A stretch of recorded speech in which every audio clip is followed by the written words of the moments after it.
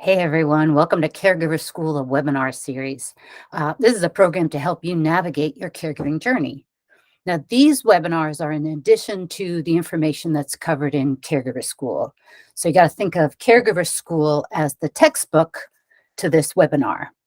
So you can access Caregiver School through either the website, which I'll walk you through, or it's also as a podcast. So if you just search under your podcasts for Caregiver School, you'll see it looks like the cover of my book. Okay. Um, so we're not going to go, I'm not going to cover word for word what's in Caregiver School. We're going to refer to it, and I'm just going to hit the highlights. So let's first, I always start off with a disclaimer. I am not a lawyer. I am not a doctor. I'm not a financial advisor. So I am not giving you any legal, medical, or financial advice. I'm just giving you general information so that you can make an informed inquiries and questions to those subject matter experts. I'm going to teach you how to find the information and how to get yourself educated. Now, in the previous webinars, we covered the 4 journeys, sort of the 4 different reasons why you might be caring for someone. And we covered the 6 steps, or not really steps, but more tasks of the caregiving journey. And the first one was to know your role. You know, what kind of a caregiver are you? And then the last time we started task 4, which is gathering essential paperwork. And we focused on the legal, some of the financial, but the legal paperwork that you would need of advanced directives. And today we're going to continue with gathering information. And today we're going to focus on all things medical, all things medical. So to do that, what I want you to do is you're going to go over to Caregiver School. So let me share my screen here. And we'll do Caregiver School. And we've done this before. So you come to Caregiver School, you go over to the student page. And then today we're going to focus on part 4. So you come all the way down here, part 2, part 3, and part 4, navigating the medical world. And we're going to focus on this, understanding medical insurance. So the first thing I want you to do is make sure you download this, understanding medical insurance definitions. In Caregiver School, I go through all of this in great detail. What is that you can have, this pays, basically we're talking about who pays for medical care. Now, this isn't custodial care or residential care. This is medical care. And you're either going to have medical care through your through private insurance, through an employer, or maybe you're a retiree and it's part of your pension package, or you're going through the healthcare exchange or the Affordable Care Act. Many people have Medicare or TRICARE. Medicare is for people who are age 65 and older, or if you've been determined to be disabled under the Social Security Administration. And some people have TRICARE, which is active military or veterans. And then Medicaid is the state funded medical insurance that you need to qualify financially. So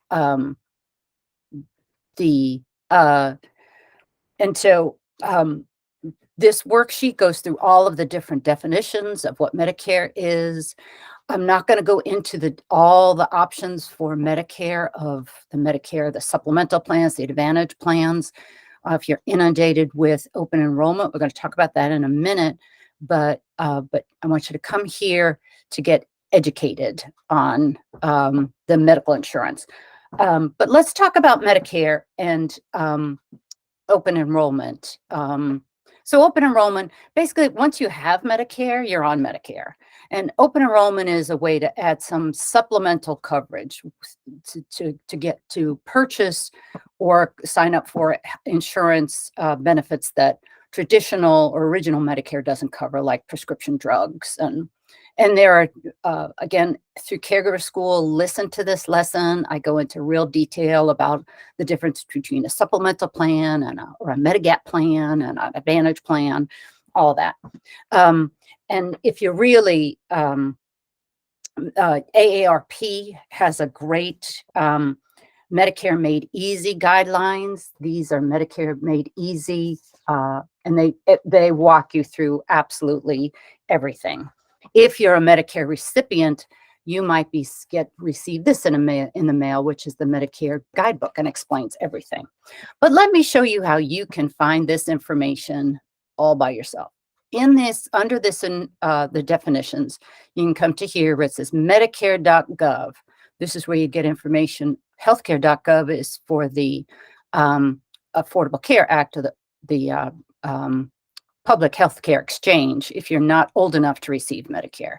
But if you have Medicare and you want to know all things Medicare, we're going to come over here. And so this Medicare, if you are a family caregiver, you need to really get familiar with this site. And this explains everything. And where I want you to come down to is, if you are looking for under open enrollment and you're trying to find what's the best plan for you, so you could come here and it'll help you find a plan. Now, if you do find a plan, you put in, it's obviously, this is the year, you put in your zip code, and if you don't know, you could just walk through, you put a zip code. I don't know, what is it, a gap? I don't know what any of this means. I want to learn more. It walks you through everything. Need help picking a plan? This is exactly what I cover in caregiver school. Difference between original Medicare and a supplement or a Medigap policy or an Advantage plan, which is an all-in-one. It explains all of that, and it will help you. You can go navigate all through here, getting all the basics, understanding absolutely everything about Medicare. But if you still find it a bit overwhelming, you can get some individual help. You can connect with, they're called navigators, healthcare navigators. So here's how you can talk to someone, get help.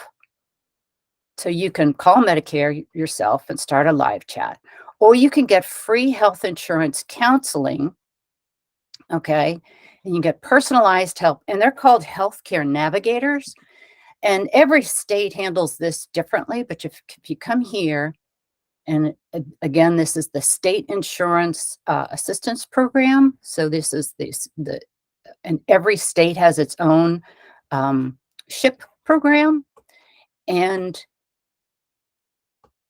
this is where you could find you'd want to find your local healthcare navigator, local place. So just Vermont came up, so we're going to click Vermont. And this is how you can go here, and that's how you can get the individual help and talk to a healthcare navigator. Sometimes they'll take you from this site and then they'll send you over to the your state's area on aging. But either way, this is the place to get help for if you want to actually talk to someone, schedule an appointment, do something in person, you'd want to come back to here. So we got there by coming through, just backing up to Medicare.gov, and I clicked on Get Free Health Insurance Counseling. Here's if you need help with costs, you can get information, and here's where you get information on how to apply for Medicaid. Medicaid is, if you have Medicare, it would be supplemental insurance. It would cover what Medicaid doesn't cover, and then we'll talk a little bit more about what other things Medicaid pays for. So this is all things Medicare right here, Medicare.gov. And it is a fabulous site. And what I would encourage you to do is to log in or create an account, because then it knows what you already have and what you've spent. And then it helps you find other plans. So that is navigating Medicare. And this is all about open enrollment, which again, all you're doing is you still have Medicare. You're just deciding if you want to add or a supplemental or an advantage plan. All right. The one thing I will say about the difference between supplemental or advantage plans, advantage plans are great. That's the Medicare Part C. Just be aware, and again, I explain this in detail of how the pricing and the costs work differently. Um, supplement supplemental plans just pay whatever Medicare doesn't pay. So I'm a provider, someone has a Medicare and a supplemental plan, I get a check from Medicare, I get a check from the supplemental. And it's always the same, it's 80-20, that's the split. When you go over to an advantage plan, it's just structured completely differently. You might have very low or maybe no out-of-pocket premiums, monthly premiums, but then you're going to have to pay a little bit more to go to a provider. So you really, really look at if you see a lot of specialists or have a lot of expensive medications or use a lot of different medical services, just be aware because you might pay nothing in a premium every month, but then you're paying out of pocket. Maybe instead of the 20% you'd be paying with original Medicare, you might be paying as much as 40 or 50%. So just be aware, and that's where you'd want to just be doing your research to find out what's the best plan for you. And so you can either use the online tool, you do it yourself, you enter all the information and it will walk you through all the plans that are available in your area, or you could talk to someone, they'll walk you through that. All right. Also through this site is a good place to get some information about Medicaid. Now, Medicare and health insurance only pays for medical costs, but who pays for the residential or the custodial care? You know, having that someone, whether you're going to be in a facility or you're going to have someone come into your home, you need to pay for that. And so that comes out of income. So people have either retirement income or pension from a former employee. People might have Social Security. You can collect Social Security as early as 62. And until whatever your full retirement age. So one of the things you'd want to, if you haven't already, another great website to go to is ssa.gov. And this is the Social Security Administration, and they'll talk about retirement and disability and Social Security. This is supplemental income, which is different than disability income. Supplemental income is for people who just are very low income. Medicare, they coordinate with Medicare. So if you click this, it's going to take you to medicare.gov because Social Security collects the premium for Medicare. All right. So this is a great site to come if you haven't already, and make sure you sign up for My Social Security on here. All right, so that's one way to pay for custodial care. If you are a veteran, you need to go to the va.gov and make sure that if there's any veterans benefits you might be eligible for, that's a way to pay for care. And also Medicaid. Now, Medicaid has a medical piece, a component, but it also will pay for supplemental care for residential care. They'll pay for people that live for the room and board for the nursing home, or pay for caregivers to come into the home. But it's based on financial eligibility. So you just have to be able to, you'd have to go through the whole process of applying for it. The two terms, again, I cover all this in Caregiver School. The two terms to look at and to learn are spend down, which sometimes you have to spend down. So you have to spend some of your money down, and then you'll qualify. And also be aware of the look back period. What they don't want you to do is move your $1 million assets over to someone else so that Medicaid would pay for the care. They're going to look at the last 3 to 5 years and look for any transfer of assets that they would deem sort of done to just in order to qualify. And so just make sure you understand all that, look at that. And if you want to be paid to provide care, I think we talked about this in the last video, to be a caregiver. And so if you're going to take care of mom and you're going to use some of her income to reimburse you because you've lost your income. It's a way to pay for family members to take care of the care. You just want to document that with a caregiver agreement, which is just an employment agreement. As long as it's in writing and you can show that the money that they had has been used to pay for their care, you shouldn't have any problem. Just have to have it documented, that it doesn't look like you bought your beach house with mom's, retirement money and now you're applying for Medicaid. All right. So that's everything about, we're going to cover about, that's medical insurance and medical care. So we're going to come back here to caregiver school. So that's the medical insurance definitions we looked at. And the other thing is, if you're looking at other in this legal in part 5, we have this worksheet, the legal and financial checklist. And this is just a list of ways to look at some of the sources of income that could also be paying for care. There are long-term care policies, which many people have, but you've got to look at see what they pay for and when. And also some people have life insurance policies that have a cash benefit that can be used to pay for care. So just go through this checklist and sort of to jog your memory about what things they might have and what paperwork to look for. Again, we're looking at gathering the information so that you have everything at your fingertips. All right, so that covers the medical insurance and medical care and to pay for cost and income, gathering that paperwork. So let's come back up here to caregiver school, because now we're going to talk about, I'm going to close some of these windows. Now we're going to talk about the next thing that is a challenge for caregivers to organize and gather are medications. So I have a whole, this is the whole lesson on managing medications. Listen to this where I walk you through this medication audit. And so these are the steps. You want to print this out. And this is conducting a medication audit. This would be the first step you'd want to take in getting medications organized. So the first thing you do is you gather everything. You gather everything throughout the house. You gather it all in one place, and you purge and you get rid of stuff that's expired, that's not used. Any medications that you need to dispose of properly.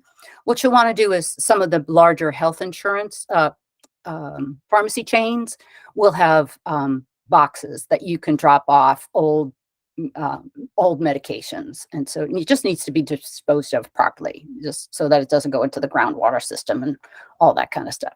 So you want to gather everything that's been prescribed, things you're taking, herbal supplements, over the counter, everything. All right. So the first step of a medication audit is to gather and then review it. When you go to the doctor, you should receive or ask for, what does the doctor say you should be taking? What's been prescribed? And you want to be comparing, like, well, the doctor says I should be taking 25 milligrams 2 times a day. And is that what I have? It was like, oh, it used to be 10 milligrams, or it used to be just 1 time a day, and now it's 2 times a day. So now I have these lower doses that I don't use anymore. And so what you want to do is you want to only have what's been currently prescribed. And then if you know you're taking something in addition to what the doctor prescribes, maybe you're taking an allergy medication that you've just been taking forever, and it's not listed, you want to make sure you add that. And then the next time you go to the doctor, that they add that to the list. So at the end, you're going to have a list. Now, there are lots of ways to create a list. You can do, just write it on a piece of paper. What I recommend you do is you start with the list that the doctor gave you and add to it and change it. But you can also start creating your own list. You could do a fancy spreadsheet, and list everything. There's lots of different ways that you can do that. An easy way is, whenever you go to the doctor, even if you get something, when you go to the pharmacist, whenever you pick up a prescription, even if you get a mail order prescription, you get one of these things. You get one of these these things that are stapled to the outside of the bag. And at the bottom, they have it's actually a duplicate of the label. And so you can just grab this, you can staple it to a piece of paper and you'll have a whole list, right? Or you could just hold on to all of these. But what's important about all this is written on that list is who prescribed it. Well, first of all, the name of the medication, just the generic, but it'll also say this is generic for, and what's the brand, what the brand name is, how often you're supposed to take it, what doctor prescribed it, what pharmacy you picked it up from, and how many refills you have. And that is essential. You want to know how many refills you have. If you're taking on somebody's medications, how many refills do you have? Because if you need to get the prescription renewed, that requires sometimes a doctor's visit or at least a phone call to the doctor. And doctor's offices are very busy, and you don't want to be taking that last pill and find out, oh, you need to there is no refills. You have to call the doctor. It just adds a delay. So one of the things I would recommend that you do is also in caregiver school, is come to the lesson before, which is communication note. And this communication note, just print this out. And this is things to take the next time you go to the doctor. So we talk about, any changes in symptoms, but here's a prompt for medications. Make sure it's a good way to get a current list. Make sure you have any changes, if you need any refills or renewals, if you have any questions, concerns, or side effects. And sometimes they'll call it into the pharmacy, but sometimes you may just want to walk out with that script itself that you could take it to the doctor. So that's a communication note, and that's a way to keep some of your, for the medications, for your medication audit. All right. So after you have gathered all the medication and you've purged and you've got a great list, now you've got to figure out how to organize and store it. And there are two things. There's how you're taking it every day, and then all the other the full bottles. Okay. Never, ever, ever take a daily medication out of the bottle. You will never remember. There's no way to track it. It becomes automatic, and our memories don't always, it just becomes something rote. It becomes habit, and there's no way to remember if you did or did not take it. So if there's something you take on a daily basis, take a few minutes, and there's a million of these organizing systems. There's these that have the days of the week. But it's all connected, so it's one piece. There's this kind that's got the days of the week, and they come out, and so you can carry them, and that's easy. You're not spilling them all. Okay. There are all kinds of systems. The most important thing is you want to make sure it's labeled. This is a little tiny one, and this has morning, noon, and night, and you could take a whole day. So all kinds of cool things. You could find all these, every pharmacy, every box chain, every dollar store has all kinds of things. But also get creative. I got these little things at the dollar store, and you can label them. And you can have, if you take things several times a day, you label them with you want the day of the week. And if this is a morning or afternoon, maybe you color code it so that the morning is one color and the afternoon is another color. All right. Or also, a lot of times people, you don't want to look like a hospital. You got to have on the counter where you need it so that you remember to take it. But it also looks, just these ugly bottles all over on the counter. Well, come on, start a Pinterest board. Look at these cute little jars that you can get. You could put spices in. There's lots of fun cute little ways to make the medications that you need to take. So you need them out in front of you so you see it, but you can make them look pretty. And then you can put them in a basket. Okay. And that's on the counter, or a small little container like this. All right. depending on how many you have. There are lots of ways that you can put these individual, the daily medication, just something away where you can see it, but maybe it's out and it looks kind of pretty. All right. So that's the daily. You got to have a system for the medications that you take on a daily basis. Again, take them out of the bottles and put them in any kind of a dispenser. And it doesn't matter, right? Just make sure it's labeled and with the day, because every day can look the same. Then you want to have a way to organize all the other remaining medications. And that's where you can get, a bucket like this with a handle. You can have all the bottles, and just depending on how many you have, depends how big your little bucket is. Just make sure it's tall enough. Some of these supplements and over the counter are really tall. All right. This is where you'd keep all the backstock or the extra medications, the bottles or the prescription bottles. And also this is where you'd want to keep your list. Okay. Whether it's on a piece of paper or every time you go to the pharmacy, just throw this in this bin. Okay. The other thing I would recommend is that if you're taking something that everybody else in the house takes, like maybe you take an aspirin every day, or you take an allergy pill or something that other people in the house are taking, buy two. Have one that's in this kit with all the medications, that you're filling the medications on a regular basis from this, and you're not remembering, oh yeah, I've got to go to the other cabinet to get the allergy medication. So buy two and have everything that person, either yourself or whoever you're taking care of, have it all in one place. Okay. So you've gathered, you've reviewed, you've purged, you've created a list. Okay. You want to have a list that you take to the doctor and it's reviewed. You also want to make sure you carry a list with you. So whether you make it smaller or you put it on the back of the doctor's card, and you keep a list of the medications that you're on in your wallet with your insurance card. It's really important for those crises that someone knows what kind of medication that you're on. You'll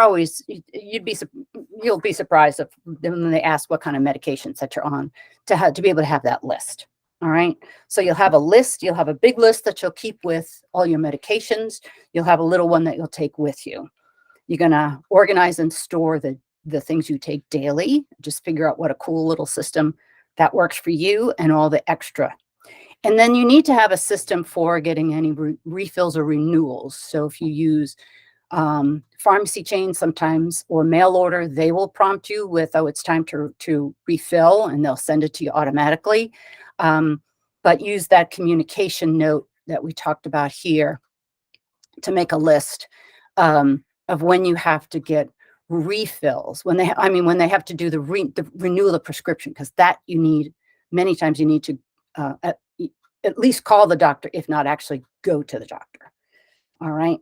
So I think that's all I have for today, covering gathering information on all things medical. So we talked about medical insurance, and then you want to gather any paperwork or documentation or information on how to pay for custodial care or residential care. And we're going to talk more about that in another video when we talk about levels of care.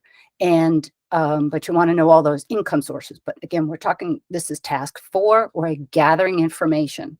Now, for right now, just keep everything in a basket or an envelope, and just keep it separate so that that when you need it, you know where you found it. Okay.